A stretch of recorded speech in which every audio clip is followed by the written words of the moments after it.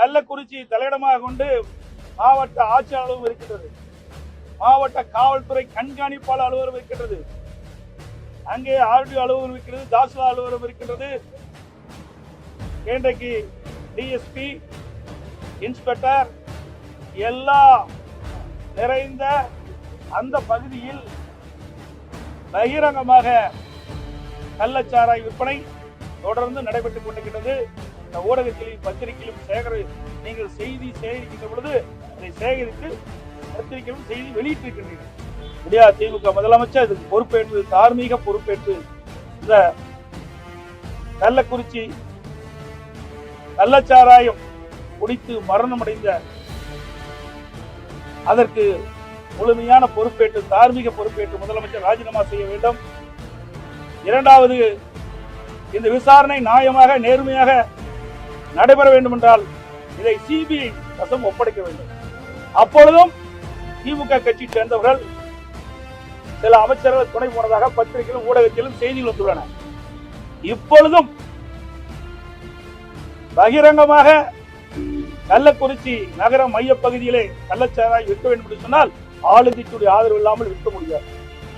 இதில் கூட திமுக பெரும் புள்ளிகள் இதற்கு பின்பலமாக இருந்து ஆட்சி அதிகார பலத்தை வைத்து இந்த கள்ளச்சாராய் விற்பனையில் ஈடுபட்டதாக வலைதளங்களிலும் செய்திகளிலும் பல்வேறு அரசியல் கட்சி தலைவர்களும் இன்றைக்கு செய்தி வெளியிட்டிருக்கிறார்கள்.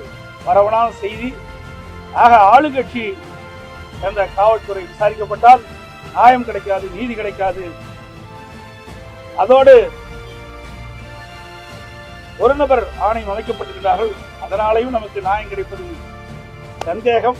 தமிழ்நாடு முழுவதும் கள்ளச்சாராயத்தை இப்பொழுது இந்த அரசு ஆங்காங்கே இன்றைக்கு ரெய்டு பண்ணி இந்த கள்ளச்சாராய் உரலை அழித்துக் கொண்டிருக்கின்றார்கள். இதையெல்லாம் முன்கூட்டியே செய்யப்பட்டிருந்தால் இந்த உயிரிழப்பு ஏற்பட்டிருக்கிறார். வனத்துறைக்கு தெரியாமல் காட்ட முடியாது. அந்த வனத்துறை அதிகாரிகள் அவர்களுக்கு உடந்தையாக இருந்திருக்கிறார்.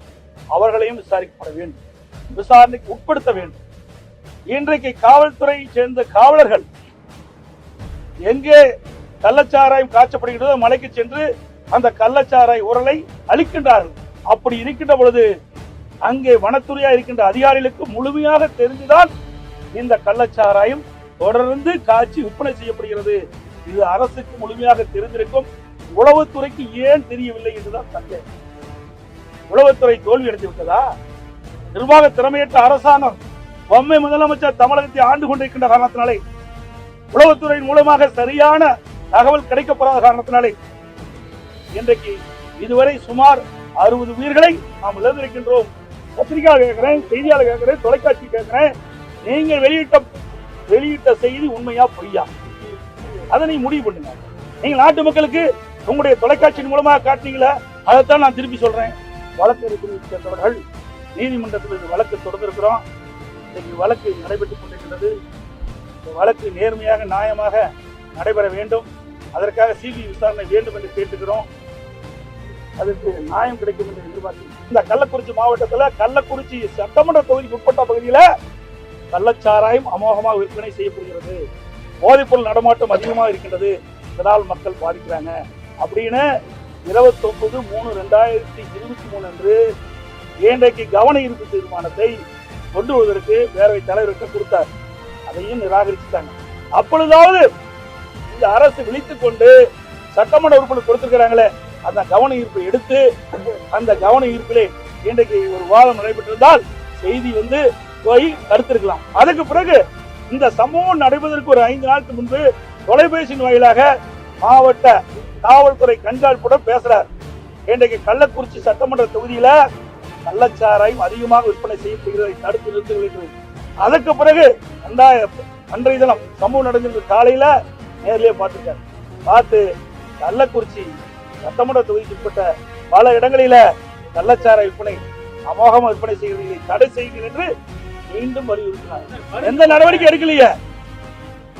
கிராமத்துல சொல்லுவாங்க திருடங்கையிலேயே சாவி கொடுத்த மாதிரி, திருடங்கையிலேயே சாவி கொடுத்த மாதிரி.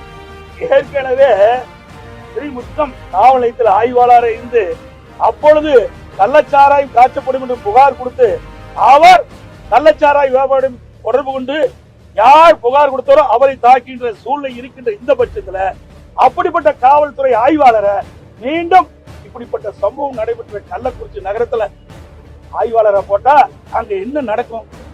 எப்படிப்பட்ட ஒரு நிர்வாக திறமையற்ற அரசாங்கம் நீங்க எண்ணி பார்க்கணும்.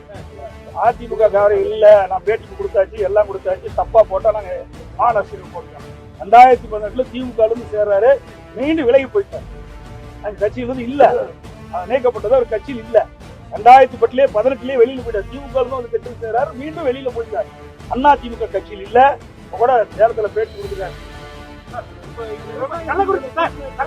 அது மட்டும் இல்லைங்க, எந்த கட்சி சார்ந்தவர்கள் இந்த கள்ளச்சாராய விற்பனையில் ஈடுபட்டாலும் அவர்கள் கண்டிக்கப்பட வேண்டும். எந்த வித ஒரு காம்ப்ரமைஷன் கிடையாது.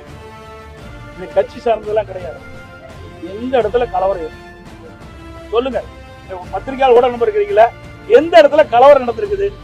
நாங்க அறவழியிலே நியாயம் கிடைக்க வேண்டும் என்பதுக்காக போராடி கொண்டிருக்கோம். நேற்றைய தினம் கூட அனைத்து இந்திய அண்ணா திராவிட முன்னேற்ற கழகத்தின் சார்பாக ஆர்ப்பாட்டம் நடக்கும். இந்த ஆர்ப்பாட்டம் ஒரு பக்கம் மக்களுக்கு விழிப்புணர்வு ஏற்படுத்துகின்ற ஆர்ப்பாட்டம். கள்ளச்சாராயத்தால் மரணம் இவ்வளவு பேர் இருந்திருக்கிறாங்க, இவ்வளவு பேர் பாதிக்கிறாங்க. இனி எதிர்காலத்தில் யாரும் கள்ளச்சாராயத்தை பருகக்கூடாது. கள்ளச்சாராய விற்பனை செய்தால் உடனடியாக காவல்துறைக்கு தெரிவித்து நடவடிக்கை எடுக்கப்பட வேண்டும். அதோட இந்த கள்ளச்சாராய மரணத்திற்கு நீதி கேட்டு போராட்டம் நடத்தணும். இந்த மரணத்திற்கு பொறுப்பேற்று முதலமைச்சர் ராஜினாமா செய்ய வேண்டும். இது விசாரணை நியாயமாக நேர்மையாக நடைபெற வேண்டும் தான், சிபிக்கு ஒப்படைக்க வேண்டும் தான் நேற்று ஆர்ப்பாட்டம் நடத்தணும். ஆனா ஆர்ப்பாட்டத்துக்கு பல இடத்துல காவல்துறை அதிகாரிகள் தடை போட்டாங்க. சேலத்தெல்லாம் ஸ்டேஜ் அமைக்க விடல, சேர்ல பேசதான் போனாங்க. இன்னைக்கு நாகப்பட்டினத்துல கார் மேல ஏறி பிரச்சாரம், கார் மேல ஏறி இன்னைக்கு அந்த கோஷம் போட்டாங்க. இன்னைக்கு தமிழ்நாடு முழுவதும் ஆங்காங்கே காவல்துறை அதிகாரிகள் இந்த ஆர்ப்பாட்ட நிகழ்ச்சிக்கு வந்தவர்களை தடுத்து நிறுத்தி திருப்பி அனுப்பினாங்க. ஆக மக்களுக்காக நடைபெறுகின்ற போராட்டம் இது. எந்த அரசியலும் கிடையாது, எந்த உள்நோக்கம் கிடையாது. இன்றைக்கு பாதிக்கப்பட்ட மக்களுக்கு நியாயம் கிடைக்க வேண்டும். மேலும் தமிழகத்தில் இப்படிப்பட்ட ஒரு சம்பவம் தமிழகத்தில் நடக்கக்கூடாது என்ற ஒரு நல்ல எண்ணத்தின் அடிப்படையில் தான் அனைத்து இந்திய அண்ணா திராவிட முன்னேற்ற கழகம் நேற்று தினம் ஆர்ப்பாட்டம் நடக்குது. அந்த ஆர்ப்பாட்டத்தை இன்றைக்கு முடக்குவதற்காக, தடை செய்வதற்காக இந்த விடிய திமுக முதலமைச்சருடைய அதிகாரத்தை வைத்துக் கொண்டு இன்றைக்கு பல இடத்துல இன்றைக்கு காவல்துறை, மாவட்ட காவல்துறைக்கு உத்தரவிட்டு பல இடங்கள்ல கூட்டம் நடத்த முடியாத அளவிற்கு இன்றைக்கு சிரமத்தை கொடுத்தாங்க, தடையை கொடுத்தாங்க. இதெல்லாம் மீறிதான் நேற்று தினம் அதிமுக சார்பாக ரெவென்யூ மாவட்டங்கள் அனைத்திலும் ஆர்ப்பாட்டம் நடைபெறுவதை தெரிவித்துக்கிறேன்.